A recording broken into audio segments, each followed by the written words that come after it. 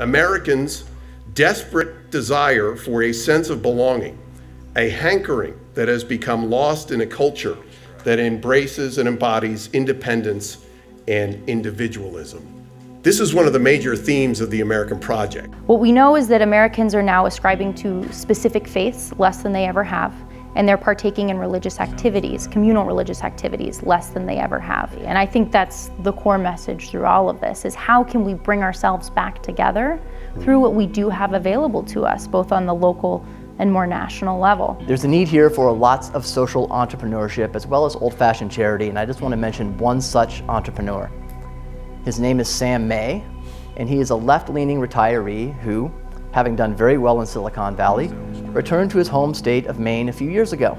And like everyone else these days, Sam is a farm-to-fork sort of guy. So the tragic hero is usually a person who decides to enter a situation in which he's going to lose, but he can be of utility. And I think that's sort of what Donald Trump did. I do not think there is a Republican politician running for office or in office who would have moved the embassy to Jerusalem, who would have got out of the Paris Climate Accords, who would have canceled the Iran deal, who would have told the North Koreans they're dealing with some very serious problems, would have opened ANWR up, got the tax cut through, or tried to build a wall. I just don't think they exist. And I think the fact that somebody did do all of those things means that when they're accomplished, the people he benefited in his party, the American people at large, will be very happy to see him go.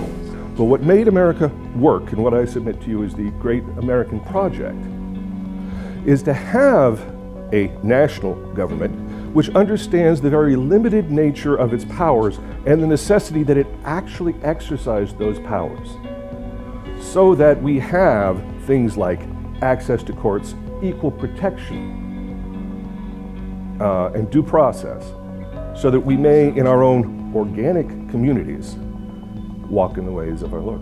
The Constitution is very clear in that the reason for the enshrinement of the First Amendment, including both religious liberty and the right to free speech, is that that right of religious expression does extend to the public arena. That individuals do have the right to express themselves, including their own their beliefs based in their faith, in the public arena. Americans fundamentally understand that you can say things, and we can disagree, and we can do it respectfully and in a civil manner, and we're not going to go to war over our disagreements. Right. At least we shouldn't.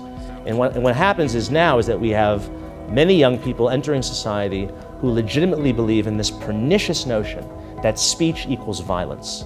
Americans have a gut understanding of the First Amendment. They understand more than anything else that our country, its unique virtue is the ability to have variety of opinion discussed without repression. Conservatism began as a meaningful concept in reaction to the French Revolution, and in particular to the excesses of the French Revolution and to the excessive concept of individualism.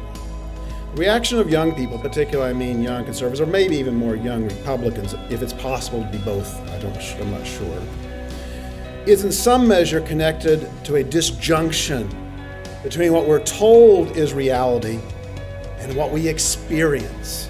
I mean, the primordial grand strategy of the United States, or the goal, should be securing our peace on our terms. Well, Jackie Robinson, you can't identify as a black man because that's identity politics.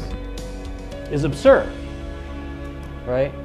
If you are the descendant of slaves and you are the descendant of people who experienced Jim Crow, and you feel a commonality to other people who've had a similar experience or whose ancestors had a similar experience, it's not merely incorrect to preclude them from the opportunity to communalize about that experience, but it's actually immoral.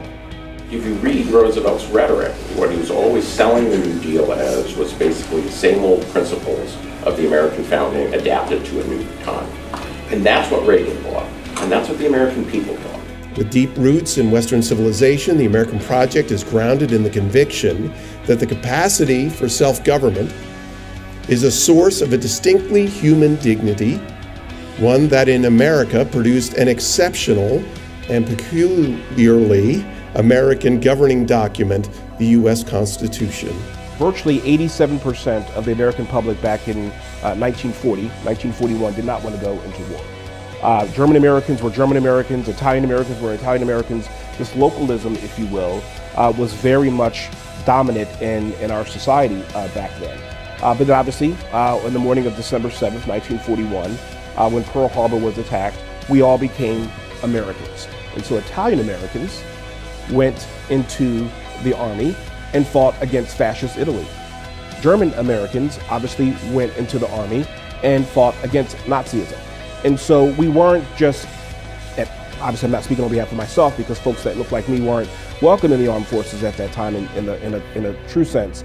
But the point that I'm trying to make here is that there was this sense of nationalism after a really, really prolonged period of tribalism in many, many ways. I think sometimes that where conservatism gets a little stuck is we are perceived as owning the great tradition. We don't own it. We are connected to it. As we've discussed, the term that we use often is inheritance.